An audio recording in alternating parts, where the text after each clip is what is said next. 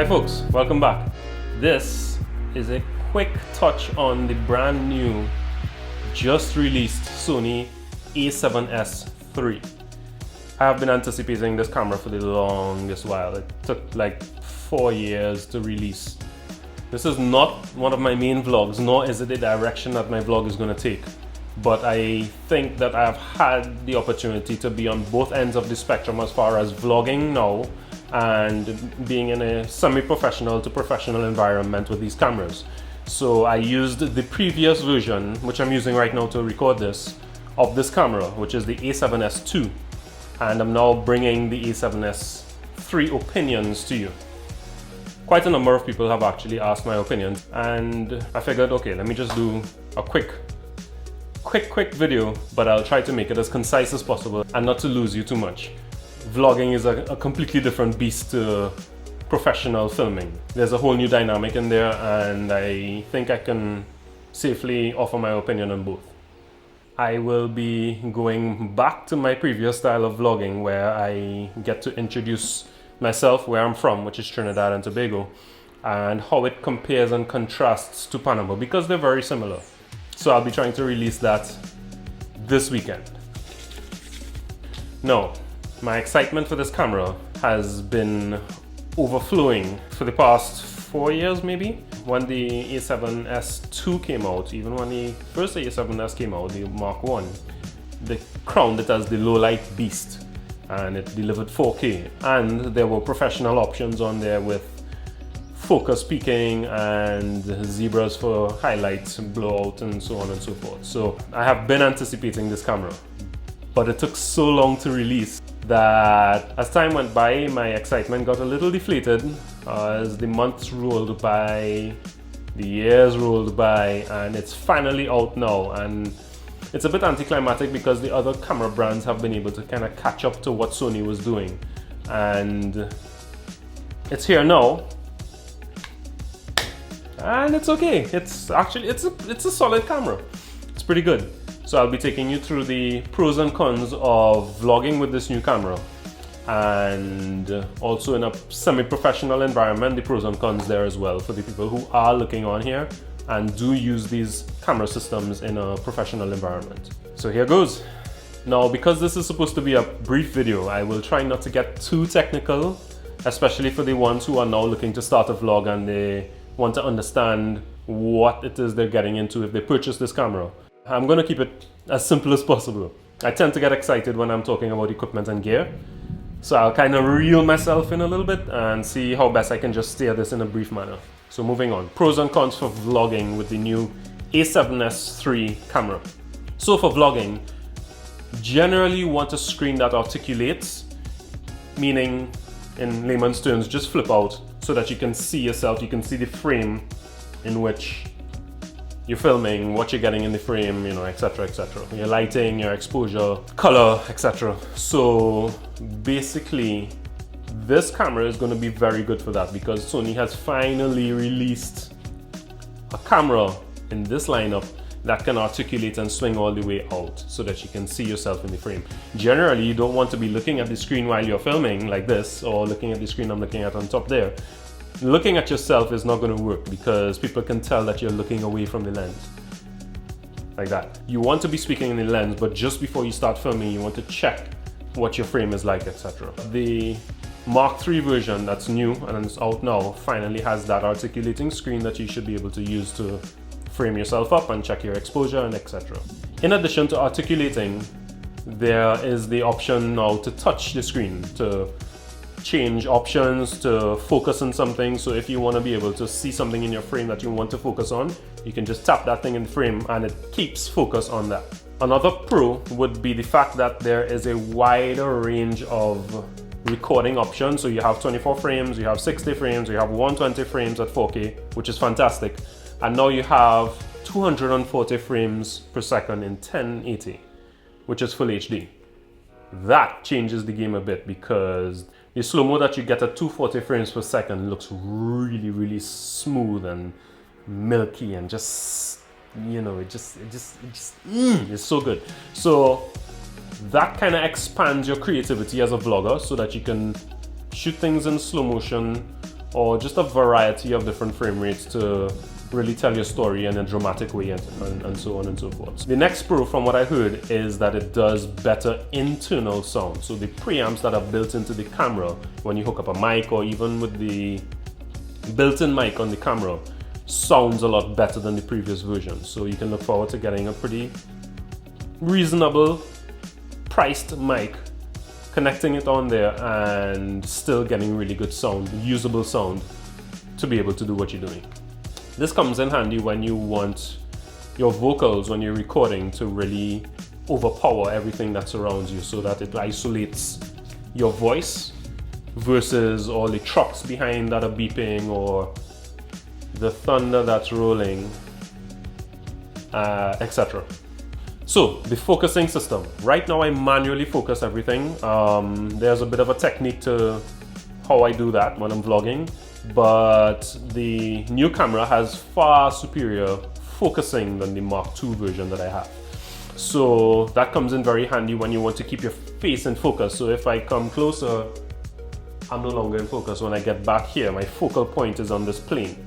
So with the new camera, if I come closer or if I go further away, like those plants in the back there are out of focus.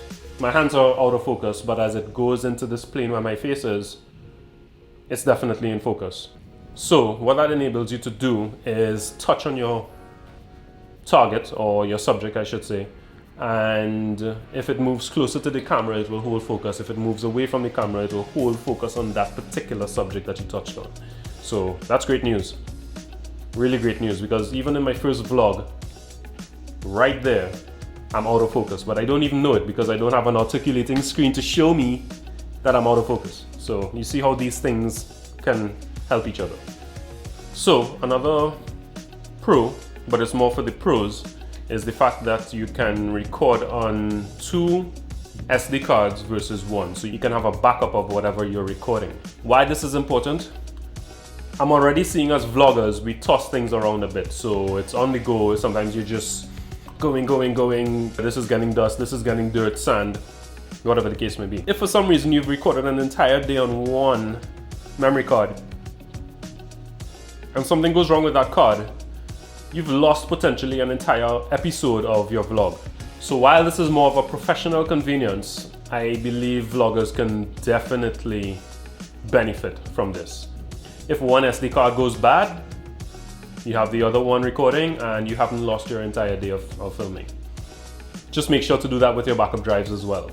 So have a backup of your backup and then back that up.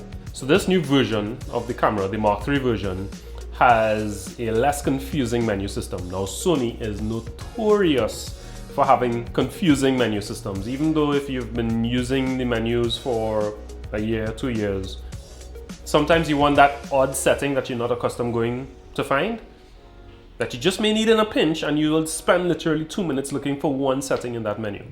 Thankfully, the new version is way less confusing, at least from what I've seen in the videos so far. So these cameras are exceptional in low light, like they're very famous for having that. This new version is even better. Once you have a good lens, you can practically shoot in darkness and still be able to see what's happening. And one final pro on the new camera is the fact that the battery is bigger, so you have more battery life. These little cameras are also notorious for draining battery life rapidly. They're very small batteries for very small cameras. Speaking of which, I have to do a battery change right now, and I haven't been recording that long. So the newer Mark III version has bigger batteries. That definitely helps, because sometimes you're out all day vlogging, depending on what you're going to be filming, and you don't want to keep running out of battery life while you're in the middle of a vlog. Now we move on to some of the cons for vlogging with this camera. One of the prohibitive things are price. This camera is going to be released at something like $3,400, $3,500 US, which is not exactly attainable by the average vlogger. But if for some reason you can afford something like that, it's a really good camera for vlogging. But that would definitely go down as one of the cons. If you're getting into vlogging and you don't have that much of a budget, it's a bit cost prohibitive. There are options that are a lot cheaper, less than half the price, like the A7 III or the A6600 that's out now, those cameras are way more attainable. And they do a pretty good job as well. Just don't expect to have an articulating screen looking back at you so that you can frame your stuff. But once you can get around that, you have a good vlogging camera in the other Sonys as well. The other con that I would say, in my opinion, is the fact that the sensor is still a 12 megapixel sensor. When you have cell phones coming out with 105 megapixels in 2020, 12 megapixels on a Sony camera in 2020 is a bit disappointing. If you're looking to have this as a hybrid camera that does both great stills and great video, you may be a bit underwhelmed on the photo side simply because it does not have that big megapixel count, which you really don't need for things like Instagram and so on. But if you want to go into semi-professional photography and you want to do print, you want to do billboards and so on, you're going to be very limited. On the semi-professional side of things, I think it's an excellent camera. It does offer some really good professional features. I would say they're still a bit late to the race, but the features that they offer are pretty solid. So I'll now briefly go into some of the semi-professional features of this camera on the video side, because I will not recommend this for a semi-professional to professional for photography in any manner. So I'll stick with the video side. So for video, you're getting better codecs in this, looking at things at like H.265, 422 10-bit recording internally. And you're looking also at 16-bit RAW recording over HDMI for external capture. So you'd use something like a Atomos Ninja 5 to be able to capture that raw footage, and then you can be able to dig in deep with that dynamic range and really get what you want as far as color and so on goes. So that's a pretty good step forward for Sony, because the previous version only had 8-bit. You also have, as well as the vlogging side of things, more options at 4K recording as far as frame rates go. As far as bit rates go, you have a higher bit rate per frame rate and so on. You're looking at things like 120 frames per second at 4K, which is fantastic, and also becoming kind of common ground in 2020 for some of the other cameras that exist out there. So again, Sony a little late to the race, but from what I'm seeing, the quality is very good. Another pro for the professional side of things is that there is no recording limit. Whereas the cameras before had a 30-minute recording limit, this one does not. So you can keep recording, and from what I understand, the heat management is pretty good. So even though you're recording past 30 minutes, even in 4K, you're still able to not overheat. So that's a plus. Hint, hint, Canon. And that pretty much wraps up what I would consider the pros are for the semi-professional use. So one of the cons that I see is the fact that we are in 2020 now, and there are cameras that are coming out that came out last year with 6K, that came out this year on a mirrorless at 8K recording internally. Sony are a bit late to the race, and to only offer 4K options without the expandability, I don't see this as a viable option if you're trying to future-proof yourself. What that means is that when I bought the Mark II version of this 4 years ago maybe, I was future-proofing myself knowing that I would eventually have to go up to 4K recording to match the technology. 4 years later, Sony is still releasing 4K cameras for us to use, and I think it's a bit unfair, especially having to wait this long for the release of the newer version to not have at least 6K to future-proof ourselves again is very disappointing. All that aside, because there aren't many cons about this camera, it's a pretty solid camera. But the only other con I can see is the fact that Sony was a game changer 5 years ago when it came out. I feel like there is something missing with this release. I mean, not that it's not a pretty solid camera, as I said before, but I feel like there's something missing with this release. Something game-changing, some little feature that makes it, I don't know, just shout at you, hey, I'm a Sony A7S III. The way the A7S II did. And I mean, when Sony did that, it grabbed up a whole lot of market share that Canon had before. So they did a really good job with that. This time around, they released a solid camera for the update. but there is not that one or two or several features on this new camera that really makes it stand out against the competition in 2020. So again, we were just looking for that little extra, you know, as compared to things like the Panasonic S1H, I believe it is, the new Canon R5, the new Canon R6. I mean, you have like this range of cameras now that are very capable, even in low light. Even though Sony is known as the low light beast, these other cameras are catching up. So a little underwhelming, Sony. Not saying it's not a solid camera, it's just it would have been a solid camera 2 years ago, and we would have been looking for the upgrade in 2020. So that pretty much wraps up my opinion on this camera. It is great, don't get me wrong. It's an exceptional buy if you do have the money to spend. It will serve you well. Of course, we have to see what the real world opinions are once the camera gets into production and gets into the hands of the consumer. We'll see what they have to say then. But so far, great job with the Sony A7S III, and we're looking forward to seeing a couple more new releases that are gonna blow our socks off. All that being said, I would like to thank everybody for their support from the first vlog that I released on Saturday. The response was a bit overwhelming. I actually think I got to 1,100 subscribers within the first 24 hours of it releasing. Big thanks to the Nomadic team for that, because they would have put in the description a link to my channel, and a lot of their following would have come across to see what I'm about and so on. So big thanks to the Nomadic team for doing that. Big thanks to the following that came over to see what I'm about. Big thanks to the others that have been supportive in the comments, etc.